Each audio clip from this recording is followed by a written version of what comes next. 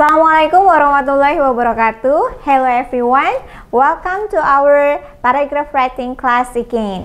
Okay, and today we are going to talk about descriptive paragraph. In this meeting, you are going to learn how to create a descriptive paragraph, and also you are going to create how to describe famous people in your writing project later on. Okay, let's check it out. What is descriptive paragraph? I'm sure that you have learned about how to create a good descriptive paragraph previously. Today I'm going to remind you about some specific things that you need to learn in descriptive paragraph.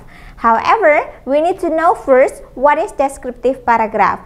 Descriptive paragraph is a descriptions or it can be a development method used to depict physical items or objects that have concrete and touchable features. Remember, in descriptive paragraph, it should be concrete first, and then second, it should have touchable features. And it is the one which describes an object, place, or persons. So in describing a paragraph, you can choose either object, place, or persons. However, in this subject, you need to focus on how to describe famous people that you adore so much. Okay, and descriptive paragraph is used when the writer wants to describe something. In descriptive paragraph, the writer should describe very clear. So, the writer can use 5 sensory words such as sight, smell, taste, hear, and touch. Because actually, the purpose of descriptive paragraph, it is not only to describe something, but also to make the reader has an imagination about your writing itself. Okay, here I have an example. An apple. Can you imagine an apple? Imagine that I show you green apple and also red apple here. Okay, now I want you to identify the 5 senses of the apples itself. From the sight, hear, smell, taste, and also touch. Okay, let's discuss it one by one. From the color here, green and red, because as I told you before that I'm going to show you 2 apples, green and also red. The next thing is here. Okay, in here it can have slurp and crunch. Imagine that when you are biting an apple, there will be some water. That's why we can group it into slurp, and there will be also sound when you bite an apple itself. That's why here, for the hear sense of apple, it are slurp and also crunch. The next thing is about the smell. Okay, when you see an apple, there should be a smell, and usually the smell of an apple itself is sweet. And how about the taste? Okay, actually an apple has many tastes. However, mostly we can taste sweet apple, even savour or sour, and also tart, because there are some categorizations of apple that when we taste it, the flesh of the apple itself, it's like when we buy tart. Okay, now we come to touch.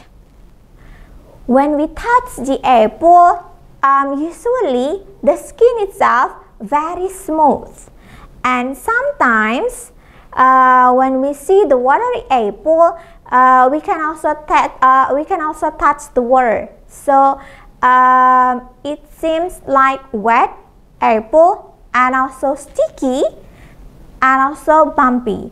So as you can see here, to create a good paragraph, students, you need to identify 5 senses of the object itself. For example, if you were going to describe an apple, actually it will be easier for you if you can identify all 5 senses of the object itself, and then after you identify all 5 senses of the object itself, it will be easier for you to describe and develop into very good descriptive paragraph. Okay. Using 5 senses will make noun quite specific. It is not only the object, but also it can make the person quite specific. And also, it will evoke the reader's senses and make the writing more vivid. So, you are able to create very clear of a good paragraph. However, you need to remember that some will not appear to all 5 senses. For example, like today's discussions, you are going to write about famous people, and as you know that we cannot describe all 5 senses of the persons. For example, you cannot taste the person itself. Okay. The writer can describe a person's appearance instead of taste. For example, her clothes. As you can see, usually when we see a person, they usually have specific kind of fashion style. For example, like me myself, usually I'm wearing a very big hijab. That's my style and that's my clothes. So when my students want to describe me, usually the students will describe my clothes like I usually wear a very big hijab, for example. And also hair color or hairstyle. You can describe it to the man.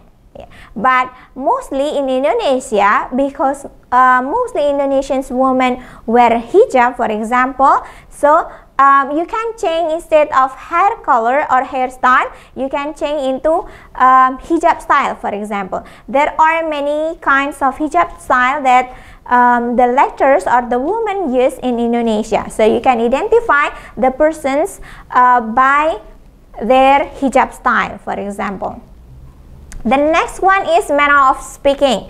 So when you describe a person, you may also describe manner of speaking. For example, how she or he speaks, for example. Or it can also about the gesture itself and many more. And also body shape.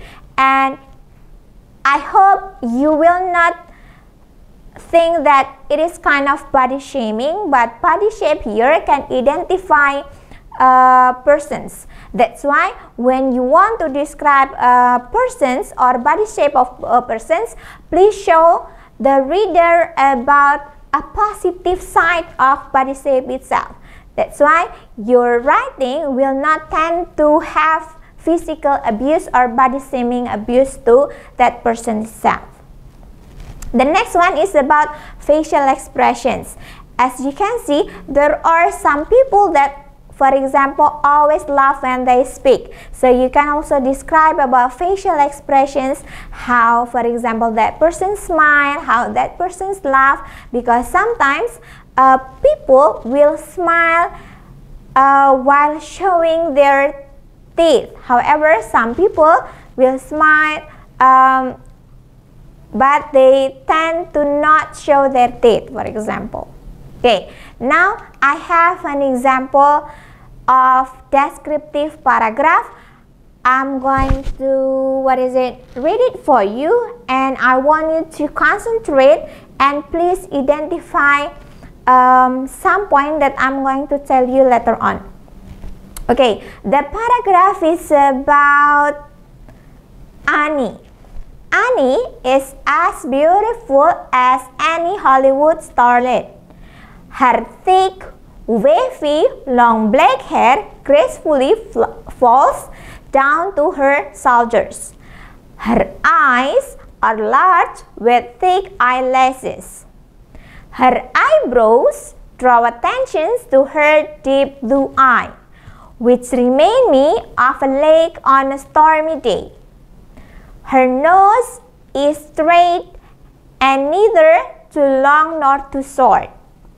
Her lips are thin and small black mole on the right side of her lips add her beauty.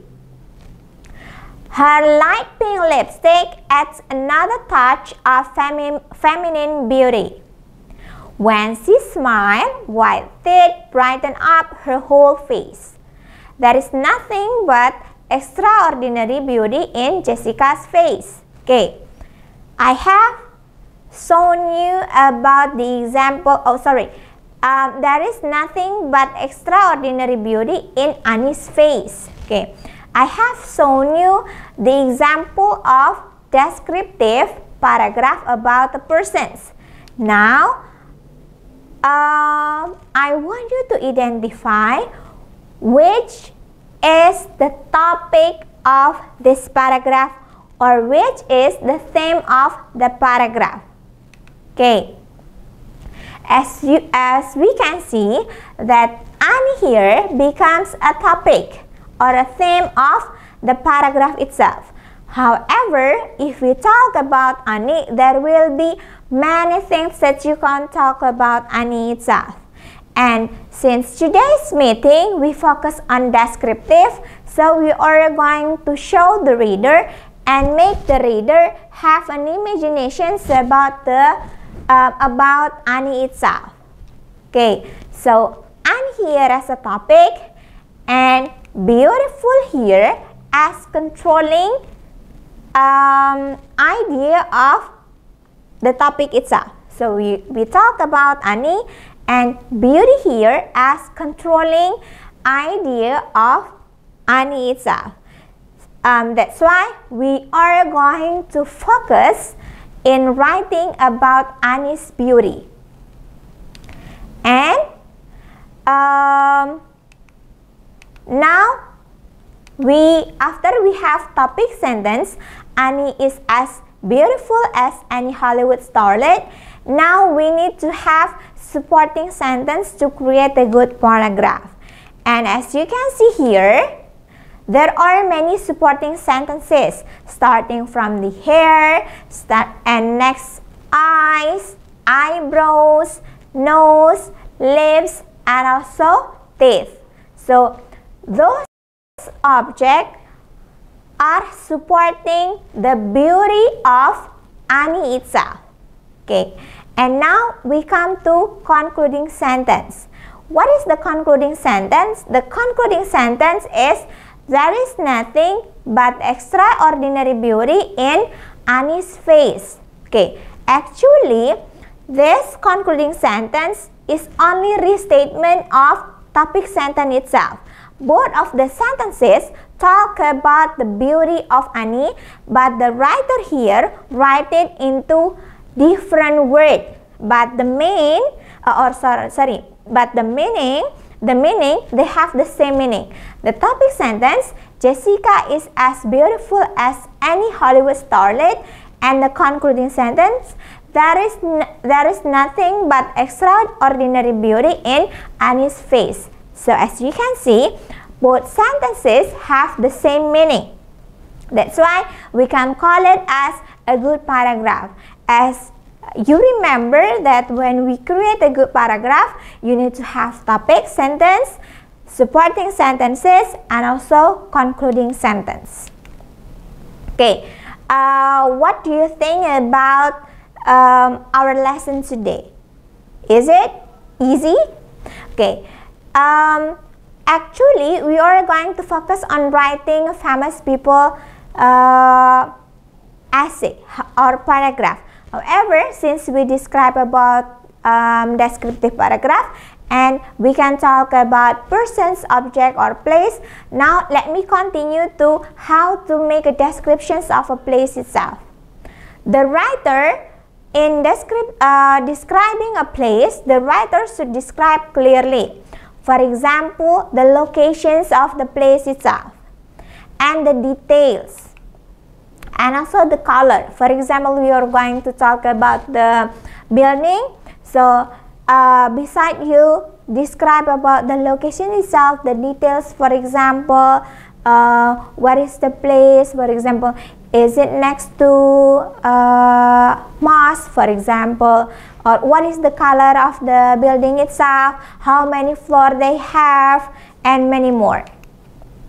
Okay, for example, here you are going to talk about